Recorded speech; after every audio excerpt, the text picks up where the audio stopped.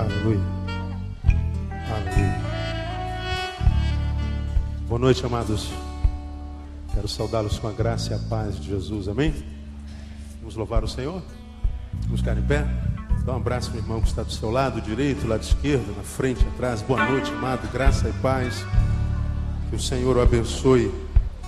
E nessa noite o ache no meio dessa multidão que começa a se formar. Que sejamos todos abençoados com a sua presença, com a sua palavra nessa noite, no nome de Jesus. A gente sempre começa com o que a gente chama de gotinha de sabedoria. Eu quero levá-los hoje a Eclesiastes capítulo 11. A gente sempre começa com o que a gente chama de bizu de Deus, né? Um bizuzinho para a gente ficar esperto, ficar ligado. Uma meditação para o dia a dia. Eclesiastes capítulo 11. Quero ler com vocês versículo 9. Você que é estudante da palavra, de repente foi criado no Evangelho e conhece essa palavra desde sempre. Ela é muito usada quando a gente quer meter medo na juventude, né? Durante muito tempo. Meus pastores usaram essa palavra para ver se me convenciam a não pecar. E muitas vezes a gente acha que é no medo, que é na disciplina, que é na ameaça que a gente consegue conter o pecado na vida de uma pessoa, na nossa própria pessoa. Não é no medo, não é na ameaça. Se não for por amor, não adianta, nada acontece. Se não for por amor, não adianta nada. E durante a minha juventude, não faz tanto tempo isso, usavam muito esse versículo para dizer, olha, você não pegue, cuidado, Deus vai castigar, Deus vai pesar a mão, aquela coisa toda. E esse versículo está aí, é uma dica de Deus, é um bizu de Deus para quem tem juízo. Não adianta, se não tiver ouvido, você já tem aprendido isso aqui, se o ser humano perde a capacidade de ouvir, perdeu-se a esperança. Se não ouve mais, pode considerar gentil e publicano. A Bíblia diz, ao homem faccioso, depois de uma ou outra admoestação, evita-o. A fé vem pelo ouvir. Se a pessoa perdeu a capacidade de ouvir, não há esperança para ele, não há esperança. Pelo ouvir, entra pelo ouvido, entra pela capacidade de perceber.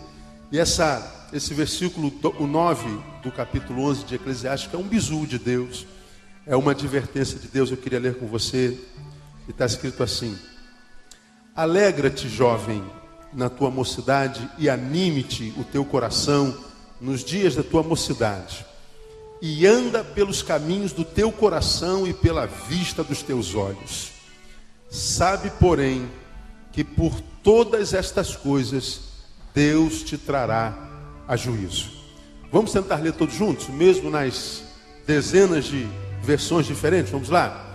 Alegra-te, jovem, na tua mocidade, e anime-te o teu coração nos dias da tua mocidade, e anda pelos caminhos do teu coração e pela vista dos teus olhos. Sabe, porém, que por todas estas coisas Deus te trará a juízo. Amém, amado? Pode sentar.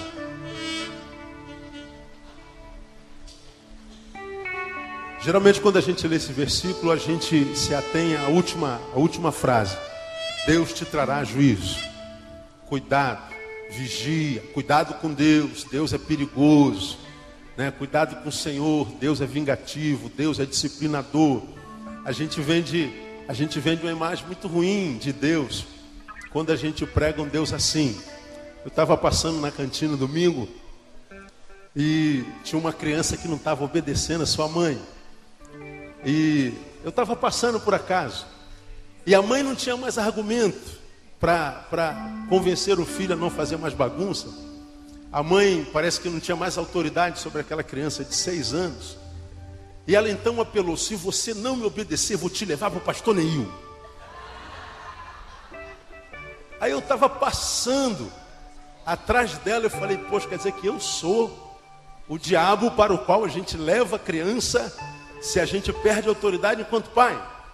O pior é que quando ela falou assim: vou te levar para o pastor Neil, a criança parou na hora. Eu falei: meu Deus, só falta um chifrinho, um rabinho, um tridente, porque o moleque vai morrer de medo de pastor. Pensem comigo, vamos aproveitar para aprender. Quando você diz assim: vou levar você para o pastor, Que tipo de mensagem a mãe está pregando para essa criança? Digam para mim. O pastor, ele é um carrasco, ele pune, ele faz mal. Ele faz aquilo que eu devia fazer e não faço. Disciplina. Quem sabe bate, sei lá. Essa criança, quando ouve essa mensagem, formata no imaginário dela, a criança é lúdica, uma imagem de pastor. Essa criança, se não for trabalhado, ela cresce com essa imagem de pastor. De repente se torna um crente rebelde, faz tudo para machucar o pastor, para não obedecer o pastor, para desagradar o pastor. E de repente ela nem sabe por que ela não gosta de pastores, porque foi criada a ideia de um carrasco. Bom, se é a visão de um pastor, não tem problema. A única vítima é essa criança. E quando a vítima é Deus? Olha, não faz isso porque Deus vai te castigar. Se você não obedecer, Deus vai te colocar no leito. Olha o leito, irmão. Ramo pentecostal, essa frase é batata. Olha, cuidado com a mão. Deus vai pesar a sua mão sobre você. Por que a gente está acostumado a ouvir isso? Deus vai pesar a mão. Cuidado com o leito. Deus é vingativo. Deus vai te trazer. E Deus vai... A gente vende a ideia de que Deus é essa desgraça toda mesmo. E não é. Não é. A Bíblia diz que Deus é bom. A Bíblia diz que Deus é amor. Amém ou não amém? Deus é amor. Quando um filho não obedece seu pai não precisa nem fazer nada. Porque esse filho vai ser castigado pela própria vida. Aliás, o único mandamento com promessa tem a ver com obediência, tem a ver com filho. Filhos, qual é o mandamento? Honra teu pai e a tua mãe. Para quê? Para que se prolonguem seus dias aonde? Na terra. Esse prolongar os dias tem a ver com cronologia e com intensidade. Porque viver muitos anos de vida sem vida em cada ano é uma desgraça. A longevidade para quem não vive é um castigo. A longevidade só é bênção para quem vive dia após dia com intensidade. Muitos anos de vida com muita vida em cada ano. Se for muitos anos de vida sem vida em cada ano, o viver é uma desgraça. Quando a Bíblia diz honra pai e mãe, obedece pai e mãe, ande em obediência, seja o que você tem que ser no coração do seu pai, para que a sua vida valha a pena, é porque se você não honrar pai e mãe, a tua vida deixa de ser vida e se transforma numa existência sem sentido, sem cor, sem sabor. E a não vida, enquanto vivo está, é o castigo que a vida impõe a qualquer um que não anda em desobediência. O pai nem precisa fazer nada. Às vezes faz por amor, mas não precisa fazer porque o filho que não obedece, ele vai acabar mal, vai morrer antes da morte chegar de qualquer jeito. Esse texto aqui, amado, não é para que a gente jogue na cabeça de alguém a ideia equivocada de que Deus é um carrasco. Deus vai te trazer juízo. Obedeça-o, porque se você não obedecer, ele te castiga. Então, por medo, eu obedeço. Aprenda uma coisa, meu velho. A obediência, que é fruto do medo, para Deus não é obediência. Por que eu obedeço a Deus? Porque eu tenho medo de Deus. Por que os servos do diabo obedecem ao diabo? Porque temem o diabo. Já vi alguém que saiu da bruxaria, da macumbaria, da área negra, da religiosidade mundial. Quando ele se converte, muitas vezes ele não consegue firmar por causa da ameaça das trevas. E ele, com medo das trevas, com medo do diabo, se afasta de Deus. Quando a obediência é produto do medo, essa obediência não é recompensada por Deus. Porque a Bíblia diz que o amor lança fora o quê? Lança fora o quê mesmo? Quanto medo? Todo. A obediência a Deus só é recompensada quando essa obediência é pelo amor que nós nutrimos por Ele e não pelo medo que nós temos dele. Então, quando nós equivocadamente somos doutrinados, disciplinados pela religião, de que eu devo obedecer a Deus porque eu posso ser jogado no leito, de que eu devo obedecer a Deus porque senão eu perco um cargo, tem que obedecer à autoridade porque senão eu sou excluído, tem que fazer por medo, ainda que eu faça, se o que me faz fazer é o medo, isso não terá recompensa. O que sobra para esse crente é frustração. A única coisa, o único sentimento que faz valer a pena um relacionamento com Deus é o amor. Porque é o mesmo sentimento que ele sente em relação a mim, é o amor. Eu obedeço a Deus porque eu amo, não porque eu tenho medo dele. Eu obedeço a Deus porque em o amando, eu quero que ao olhar para mim, ele sorria. Eu obedeço a Deus porque eu quero ser uma fonte de alegria para ele. Quero ser achado servo fiel. Eu amo. Essa é a obediência que Deus abençoa. De modo que se não é para o medo que esse versículo chama atenção, para o que esse versículo chama atenção, pastor? Está dizendo assim: jovem, alegre-te. Enquanto você é jovem, alegra-te. Realize o desejo do teu coração todo dia. Anda pelos caminhos do teu coração. Ele está dizendo aqui, ó, você é livre para fazer o que você quiser. Solta a franga, quebra tudo. É o que a gente ouve aí no mundo, não é? Jovem, você é livre. Não há algemas nas tuas mãos, nem cadeias nos teus pés. Jovem, enquanto você tem vivacidade, força no corpo, enquanto teu corpo te obedece, curta a vida, faça o que você quiser, você é livre. Saiba só de uma coisa: de tudo que você fizer, goste ou não goste, Deus vai te trazer a juízo. Aí a gente se prende, Deus vai trazer a juízo. Não, o que Salomão está querendo dizer para nós é o seguinte: você é livre, e verdadeiramente livre, principalmente se você conheceu aquele que é a verdade. E o nome da verdade é Jesus, amém ou não? Então você é livre. Livre para fazer o que quiser, pastor, o que quiser. Mas a liberdade não exclui a responsabilidade. O fato de eu poder fazer tudo não significa dizer que eu possa fazer tudo. Parece um paradoxo, né? O fato de que eu possa fazer tudo não significa dizer que eu deva fazer tudo. Porque o que de fato esse versículo está dizendo é o seguinte: a liberdade pode gerar um dano maior do que a escravidão. Eu queria que você gravasse isso, meu velho. Repita após mim: a liberdade pode produzir um dano maior do que a escravidão. Por quê? Porque a escravidão é a impossibilidade de ir. É isso. E a liberdade? Liberdade é a possibilidade de ir sem volta. Quantos jovens você não conhece que, no usufruto da sua liberdade, falaram assim: eu sou livre, vou fumar um baseado. Verdade. Eu também sou livre para fumar um baseado. Pode fazer um cigarro de 1 metro, que eu sou livre para fumar. Eu sou livre para produzir uma boa ideia. 51, tomar uma cachaça, somos livres para isso. Agora, quantos que fumaram o primeiro baseado porque eram livres, hoje são escravos da droga? Tentam se libertar dela e não conseguem. Quantos, porque eram livres, tomaram o primeiro trago, boa ideia, mas nunca mais conseguiram deixar de beber, morreram lá.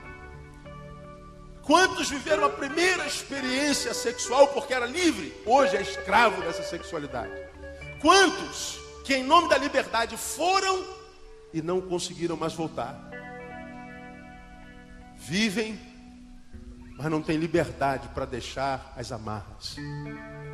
Contei há bem pouco tempo atrás a vocês a experiência de um antigo chefe que eu tive alguns anos, não poucos atrás, com quem eu passava 8 horas do dia. E ele fumava 3, 4 maços de cigarro por dia. Eu sou asmático. Sinto cheiro de cigarro 3 dias de distância.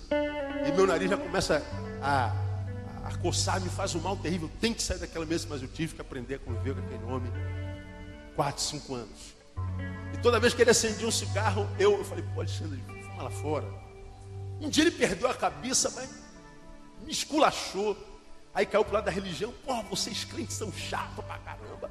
bando de escravo, não pode fumar, não pode fazer nada, eu não posso fumar. Vocês são chatos pra caramba. Pô, eu tô de saco cheio de você com essa tua religiosidade. Eu não posso fumar meu cigarro. É pra você um miserável, ser um escravo que não pode nem fumar. Se você fumar, você acabava com esse problema. Mas você não pode fumar, não pode beber, não pode cheirar, não pode transar, não pode fazer porcaria nenhuma. Você é um escravo como todo crente. Eu não gosto de crente. Vocês são um bando de escravos. Escravo eu sou escravo, Alexandre. Eu que sou escravo. É um escravo mesmo. Crente pode fumar, crente pode beber, crente pode trepar. Eu falei, pode. Você pode fumar? Posso. Peguei o cigarro dele e botei na boca. Quem vai me proibir de dar um trago, Alexandre? Quem aqui nessa sala, só tínhamos nós dois, é homem suficientemente para tirar esse cigarro da minha boca? Quem vai fazer isso? Ah, ninguém, pô. Pois é, eu sou livre para fumar, mas eu não quero fumar. Eu sou livre para beber. Se eu for lá embaixo, lá no nome do cara era Januí, dono do botequim onde a gente almoçava, você fala, seu Januí, bota uma caninha da roça aí dobrada. E se eu botar o dinheiro em cima do balcão e quiser tomar a caninha da roça, quem vai me pedir? Ninguém. Pois é, sou livre para encher minha cara, tomar um porro e um cachorro lamber minha cara, mas eu não quero beber. Se eu quiser ir lá na praça e comprar 1 quilo de cocaína e cheirar, quem vai me pedir se eu tenho dinheiro para pagar? Ninguém. Pois é, eu sou livre para cheirar cocaína, mas eu não quero cheirar. Agora você, Alexandre, para de fumar. Joga esse cigarro fora. Joga esse maço de cigarro pela janela e nunca mais toque nisso. Pô, tu sabe que eu não posso fazer isso? Eu fumo há mais de 20 anos, desde moleque. Pois é, quem é o escravo aqui? Eu ou você? Ele parou, ficou quieto, saiu, foi fumar do lado de fora. E aí, quando nós falamos sobre isso, eu falei a vocês que livre não é quem pode fazer tudo o que quer. Livre é quem não faz o que não quer. E é a respeito disso que esse versículo está falando. Pior do que a escravidão é uma liberdade sem responsabilidade. Porque a escravidão pode me impedir de ir. Mas se a liberdade não for vivida com responsabilidade, eu posso ir sem a possibilidade de retorno. O que é muito pior. Adoeço sem que haja cura. Escravo não é quem pode fazer tudo o que quer. Escravo é aquele que pode fazer tudo o que quer e pode não fazer o que não quer. Você quer encher a cara? Pode, mas porque é livre, não enche. Você quer cheirar 1 quilo de cocaína? Pode, mas porque é livre, diz não cocaína. Você quer fazer tudo o que o mundano faz? Você é livre, mas porque é verdadeiramente livre, você não faz nada que possa te escravizar. Esse versículo fala de liberdade com responsabilidade. Porque se a gente, enquanto cristão, nós não vivermos a nossa liberdade com responsabilidade, a nossa fé é vã. Quantos crentes amarrados, impossibilitados de sorrir, possibilitados de liberar uma palavra de graça, de estender a mão, de ser um canal da bênção de Deus, porque não tem moral, porque não tem vida, porque não tem autoridade espiritual, porque tem medo do diabo, porque não vive uma vida de quem é livre com responsabilidade. Gente amarrada, que porque está amarrada no pecado, está amarrado no pecado oculto, vive vida dúbia, vive vida dicotômica, não tem autoridade para repreender um espírito maligno, não tem autoridade para repreender a depressão que bate no nosso coração todo dia, não tem autoridade para viver com intensidade. O único tempo que a gente tem para viver é aquele tempo que se chama hoje. E como você tem aprendido aqui, tudo que a gente tem na vida é hoje. E se a gente não viver esse hoje, a gente vai passar pela vida sem ter vivido. Nasce, morre, sem viver. E você já aprendeu que pior do que a morte é a ausência da vida. Amado, se pois o Filho vos libertar, verdadeiramente sereis livres. Mas uma vez que você já está liberto, livre, viva essa liberdade com responsabilidade. Senão você só se transforma num evangélico. Só isso. Um evangélico mentiroso, religioso, frequentador de igreja, esquentador de banco, que só terá de Deus enquanto está no culto, mas que quando acaba o culto, acaba o que Deus faz na sua vida. Viver assim é um inferno, é uma desgraça. Porque o Deus que a gente serve, Ele não é Deus só de domingo, Ele não é Deus só de quarta-feira. Ele é Deus de todos os dias da semana. Ele é o Deus de 0 a 24 horas. Ele é o Deus que está conosco todos os dias até a consumação dos séculos. Ele é o Deus que está conosco quando a gente está lá nos montes, mas é o Deus que está conosco quando a gente está lá nos vales. Ele é o Deus que nos cobre com a sua graça, nos cobre com o seu manto e nos guarda debaixo das suas asas. E a gente pode contar com Ele todo dia, se a gente vive uma vida de liberdade com responsabilidade. Deus te abençoe com essa palavra e te dê a graça de viver a liberdade com responsabilidade no nome de Jesus. Amém, amado? Vamos aplaudir o Senhor e vamos adorar o seu nome. Vamos ficar em pé. Oh, aleluia. Feche teus olhos, uma frase de louvor.